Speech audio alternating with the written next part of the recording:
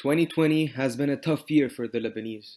Our resilience was tested as we faced an economic and financial crisis, the COVID-19 pandemic, and the largest non-nuclear blast in modern history that destroyed nearly half of our beloved capital, Beirut, and broke our hearts in the process. Through these difficulties, we dare to look ahead and to think of rebuilding and rebirthing our city.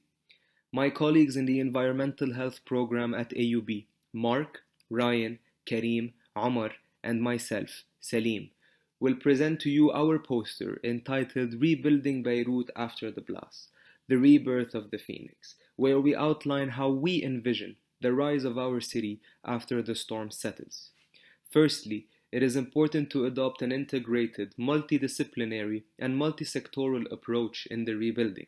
The viable and long-lasting rebirth of Beirut will be manifested through the balance of the basic principles of sustainability. This balance will ensure economic prosperity, social equity, and environmental protection all at once. In addition, having the right level of expertise in every discipline involved, including architecture, engineering, economics, and environmental sciences, should be one of the main requirements in order to avoid clientelism and political favoritism. We see Beirut as the phoenix that will resurrect again. It needs the help, collaboration, and participation of all stakeholders. Public participation and inclusivity within a transparent initiative free of corruption, favoritism, and mismanagement are desperately needed.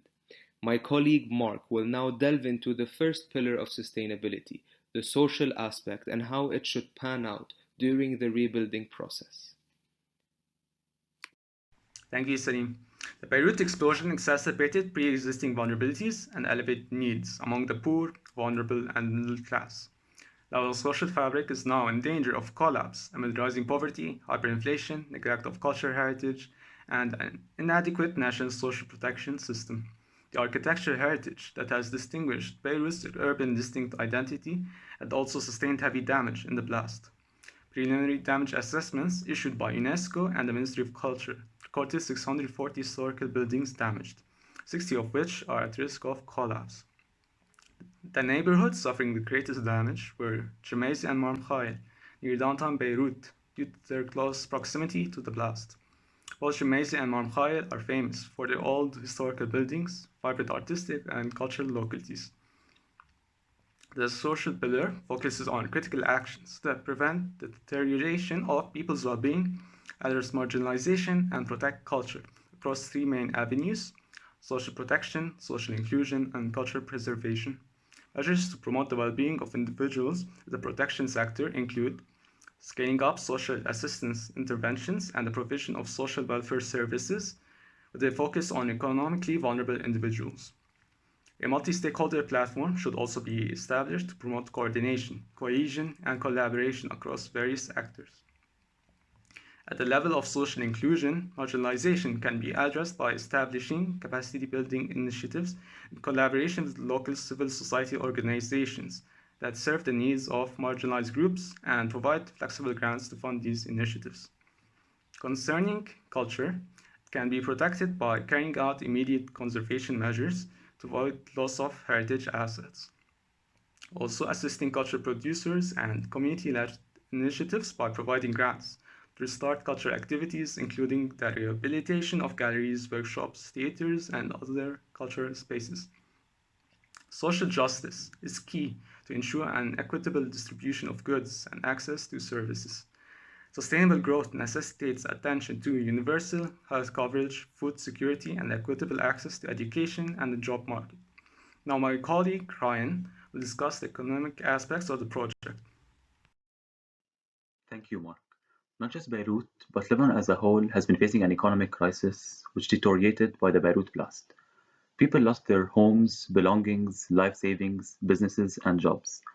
In addition, the rise in inflation and collapse of the Lebanese currency have been an additional burden on local residents.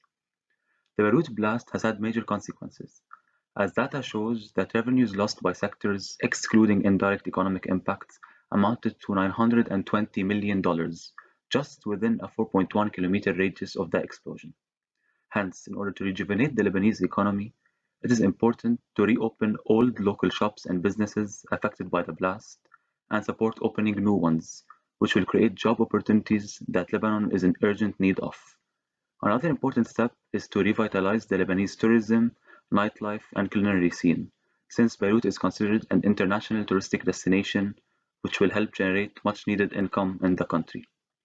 Also, it is essential to achieve an inclusive economy, and this can be accomplished by involving the public, policymakers, and legislators so as to create a stable and coherent Lebanese economic model. Next, my colleague Omar will discuss the environmental aspect of rebuilding Beirut.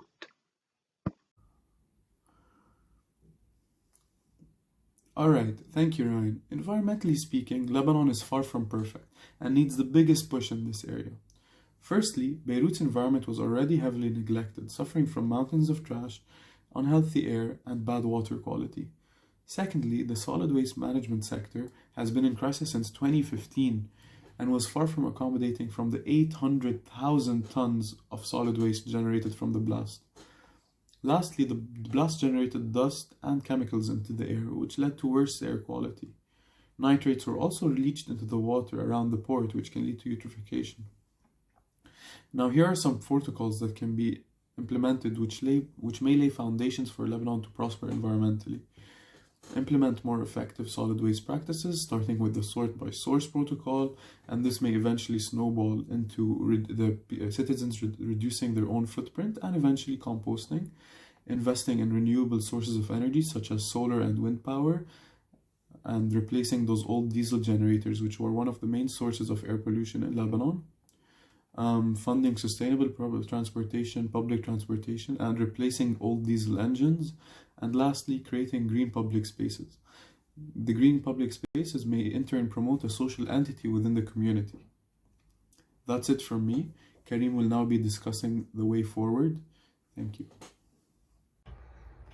Thank you, Omar. After setting the right approach in the rebuilding process, ensuring longevity is crucial. The way forward has to be paved carefully to avoid the mistakes of the past. Beirut has to be rebuilt sustainably to preserve its social and cultural identity, save the economy and the environment. Engaging the citizens of Beirut in the rebuilding process will ensure transparency, inclusivity, and long-term viability. Public involvement and public ownership are crucial, as the Lebanese people should feel that Beirut is being rebuilt in a way that fits and suits them, and that they are being rebirthed along with their beloved city. Such a project will require engagement from all governmental institutions, something that was lacking in the August 4 blast response. The reality is that the government was completely absent during the August 4 blast response, and that the Lebanese people were left to help each other out through NGOs, community initiatives, and the Lebanese diaspora. A project of this magnitude requires major resources, as well as a combined effort between the public, private sector, and the government. Social, economic, and environmental sustainability build on the principle of meeting the present needs without jeopardizing future populations' ability to meet their own needs. The challenge has been posed, and the consequences of failing to take these issues seriously could be disastrous in the near future. And thank you.